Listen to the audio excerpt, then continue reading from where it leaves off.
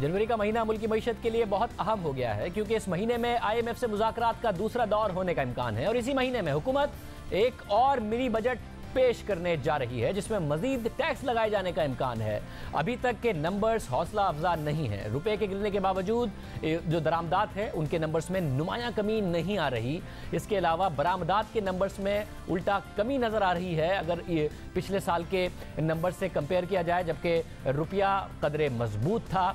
साथ ही जो रेवेन्यू का टारगेट है वो भी नॉमिनल GDP का भी इजाफा उसमें नहीं हो रहा, उसमें भी तकरीबन 170 अरब रुपए का शॉर्टफॉल है। क्या वजह है कि इशारे उस तरीके से रिस्पॉन्ड नहीं कर रहे? इंटरनेशनल मार्केट में तेल की कीमतें भी बहुत कम हुई हैं, क्या आने वाले दिनों में उसके असरात नजर आएंगे? आरिफ हबीब साहब हमारे साथ मौजूद हैं, आप सनतकार हैं, माहिर मईशत हैं। आरिफ हबीब साहब बहुत शुक्रिया। आरिफ हबीब साहब, रुपए की कदर में बहुत ज़्यादा कमी हुई पिछले साल के मुकाबले में, फिर भी एक्सपोर्ट्स के नंबर कम और इंपोर्ट्स के नंबर में, दरामदात के नंबर्स में उस तरीके से कमी नहीं आ रही, हालांकि ड्यूटीज भी बढ़ाई हैं जिस तरीके से टारगेट किया गया था। क्या वजह है और क्या तेल की कीमतों में जो कमी हुई है इंटरनेशनल मार्केट में उसके आने वाले दिनों में असरात नजर आएंगे जो भी नहीं आ रहे? देखिए, वैसे तो मैंने पहले भी कहा था कि मैं तो इसके हक में नहीं हूँ कि एक्सपोर्ट को बढ़ाने के लिए इतना जो है वो स्टीप डिक्लाइन किया जाए इनटू रुपी वैल्यू, और वो ज़ाहिर है हमने किया और उसके नताइज जो है वो हमने देखे कि मार्केट ने उसको रिस्पॉन्ड नहीं किया या एक्सपोर्ट जो है वो नहीं बढ़ी। सिर्फ यही नहीं, और भी फैक्टर्स होते हैं, मार्केट कंडीशंस जो हैं वो क्या हैं और क्या हमारे पास ट्रू मानों में एक्सपोर्टेबल सरप्लस है भी कि जो है वो नहीं है। बट पिछले जो नंबर्स आए उसमें आई बिलीव कि थोड़ा सा जो इंपोर्ट के अकाउंट में ऑयल प्राइसेस जो है वो उस वक्त ज़्यादा थी और वो ज़्यादा ऑयल प्राइसेस की इंपोर्ट जो है वो लैंड की हैं। मैं समझता हूँ कि ये जो इंपोर्ट में जो है वो डिक्लाइन है ये हम गोइंग फॉरवर्ड जो है वो देख सकेंगे।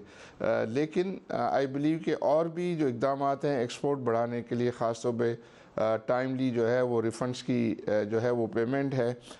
अभी उन्होंने जो प्राइसेस हैं गैस और इलेक्ट्रिसिटी की ज़ीरो रेटेड इंडस्ट्री के लिए जो है वो कम किए हैं।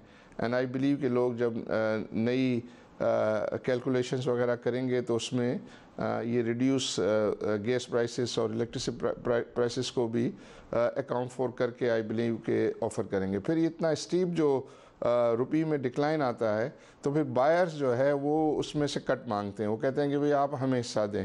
अगर थोड़ा थोड़ा हो रहा होता है तो वो इस किस्म की डिमांड नहीं करते, लेकिन अगर एकदम से जो है वो रुपए को वीक किया जाए तो बायर्स जो है वो प्रेशर डालते हैं हमारे जो यहाँ से एक्सपोर्टर हैं उन पर कि आप उसमें से जो है वो शेयर हमें भी पास ऑन करें।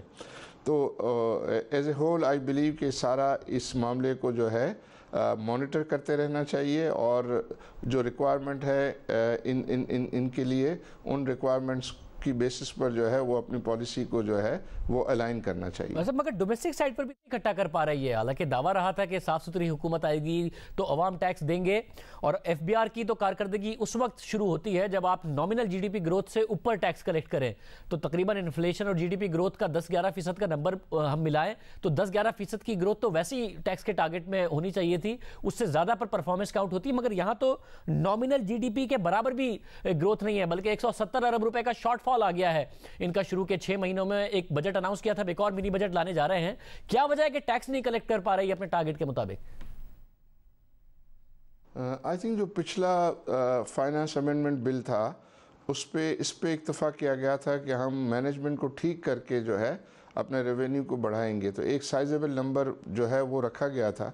आई बिलीव उसमें कोई खातिर ख्वाह जो है नताइज हासिल नहीं हो सके, इस वजह से जो है वो ये टारगेट जो है वो अचीव नहीं हुआ है।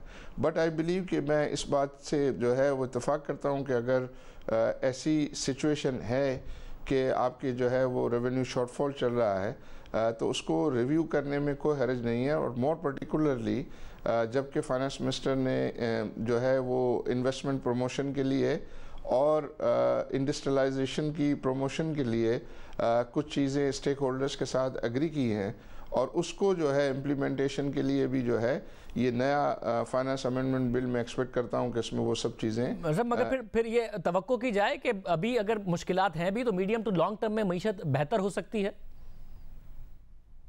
देखिए, अभी तक जो इक़दामात किए गए हैं उसमें तो नज़र आता है, पर्टिकुलरली जो फ्रेंडली कंट्रीज़ की तरफ से जो कमिटमेंट की बातें आई हैं और वो सारी जो है इम्प्लीमेंट हो जाती हैं।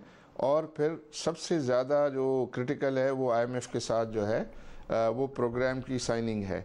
और अगर IMF के साथ वो प्रोग्राम जो है वो जल्दी अग्री हो जाता है तो उससे मार्केट कॉन्फिडेंस जो है वो काफ़ी बेहतर होगा।